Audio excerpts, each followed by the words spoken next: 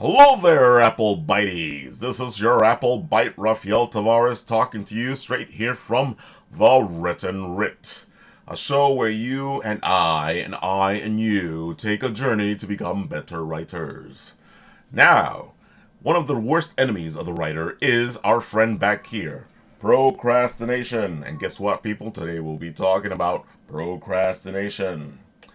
Yes, according to the dictionary, procrastination is the avoidance of doing a task which needs to be accomplished. It is the practice of doing more pleasurable things in place of less pleasurable things, or carrying out less urgent tasks instead of more urgent ones, thus putting off impending tasks to a later time. Yes, that is the definition of procrastination. Yet, what I'm going to talk to you about is my personal battle with procrastination. The whole thing isn't this. Of course, every once in a while, I will procrastinate because I don't want to do something.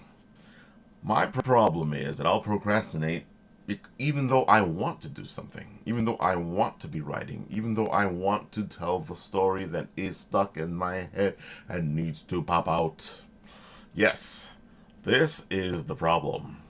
You will put things like, well, I do. I put video games. I will do some reading. I will do some walking. I will go do some exercise. I will let things like distractions such as my family or my daughter or whatever gets in the way, I will let it get in the way before I write.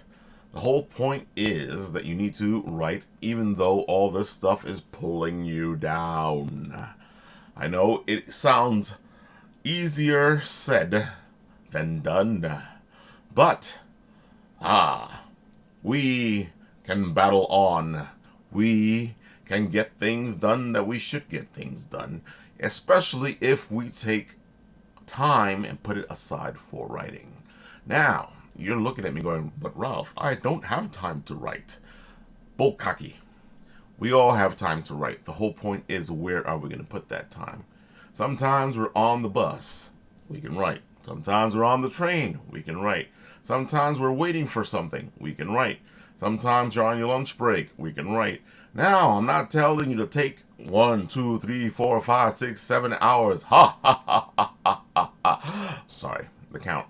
What I'm telling you to do is take 10 minutes here, take 10 minutes there, 5 minutes here, 5 minutes there. If it becomes a longer writing session, then by all means do so. The whole point is to get yourself writing, because if you do not get yourself writing, Mr. Procrastination here will win. And I'm telling you, he is a tough champion to beat.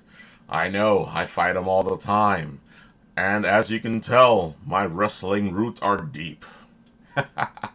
Well, old wrestling. Or is that new wrestling? Well, you know what I'm trying to say.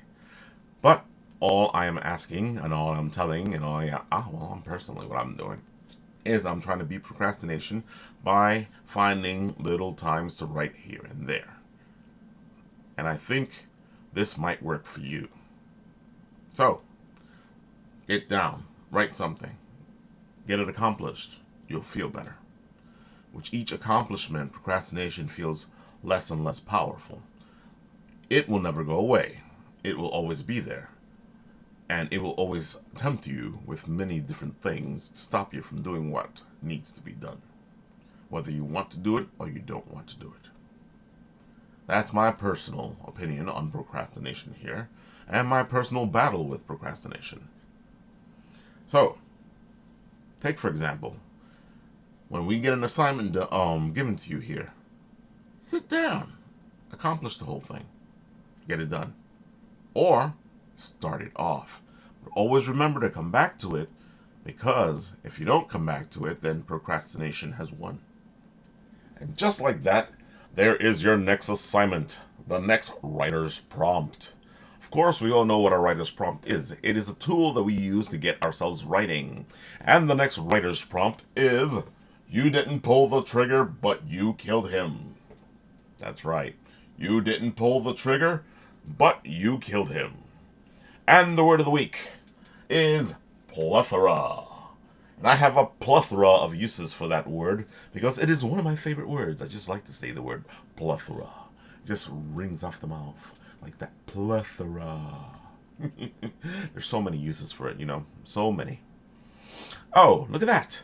We have just seen a point of reference for our procrastination. Tavares is trying to stop me from getting to where we're going. Procrastination. I know. Stretching. Anyway, if you want to see what I'm doing, you can go to drynex.tumblr.com. Right.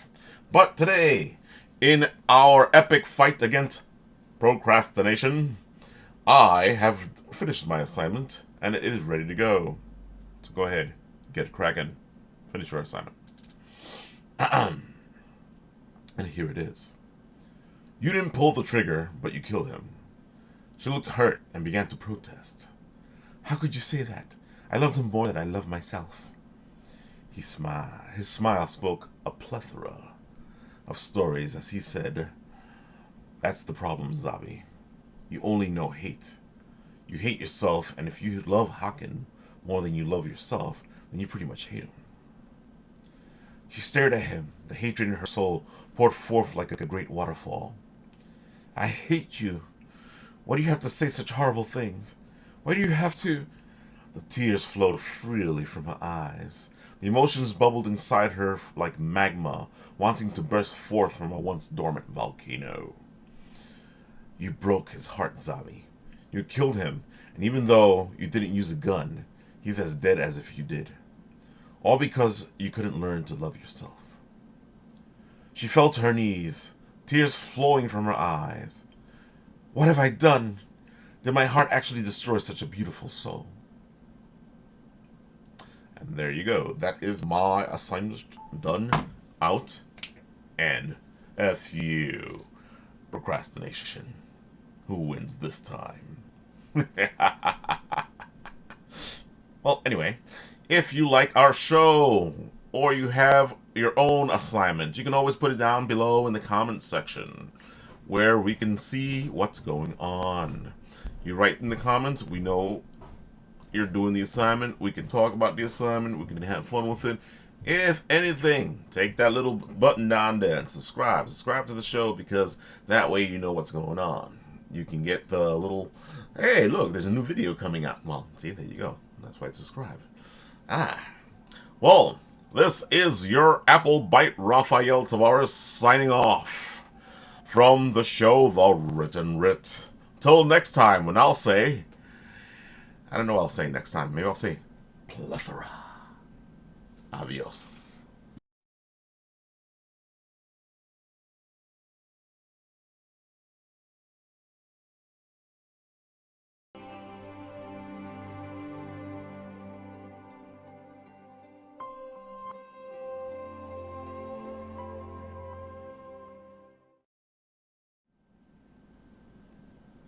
Oh, by the way, you're probably wondering to yourself, wait a minute, Ralph said he was going to talk about why he wore that hat. Yeah, I haven't forgotten. You see, there goes the infamous hat. It's right here. As you can see, this nice wrinkle-pinkling-dingling hat. See, like I said, you would probably come out with a better story to why I wore the hat than why I really wore the hat. And the reason I really wore the hat is very simple. My daughter had a crazy hat day at school, and this is the hat she wore. See? You're probably going, hey, well, that's it? Yeah, well, I wore the hat because I'm just crazy. And it's a crazy hat. Crazy hat. Simple.